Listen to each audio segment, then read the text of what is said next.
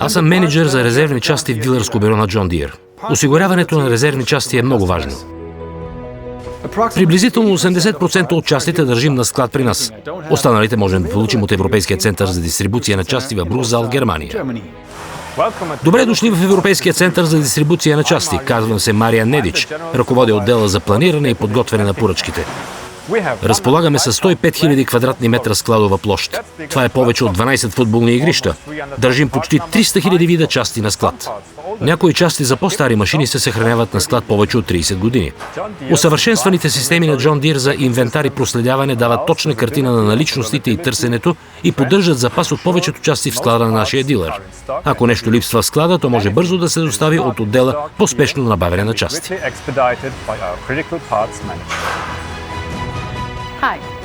Здравейте, аз съм Катрин Волф. Ръководя услугите за клиентска поддръжка за резервни части.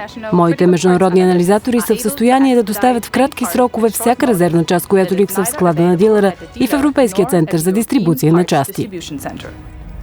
John Deere Parts Customer Support, guten Tag. Добрый день, как я могу вам помочь? Okay, thank you. Bye-bye. Tack så mycket. Tack. Освен в Европейския център за дистрибуция на части, разполагаме и с 2 регионални склада за части в Швеция и в Обединеното кралство, за да осигурим възможно най-кратко време за транспортиране. Наред с това можем да проверяваме за резервни части и в заводите, складовете и дилърските представителства на Джон Дир по целия свят.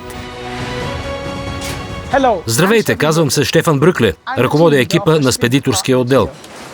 Процесът по приемането на спешна поръчка до изпращането на поръчената част отнема само 2 часа, а ние получаваме над 6800 поръчки дневно с общо тегло около 500 тона на седмица.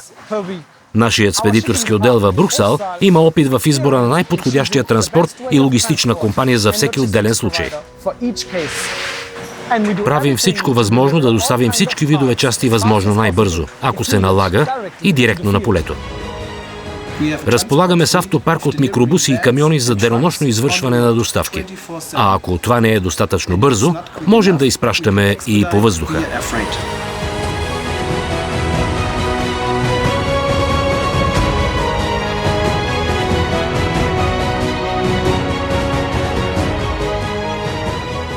Винаги мога да разчитам на Европейския център за дистрибуция на части, който доставя почти всяка част на следващия ден.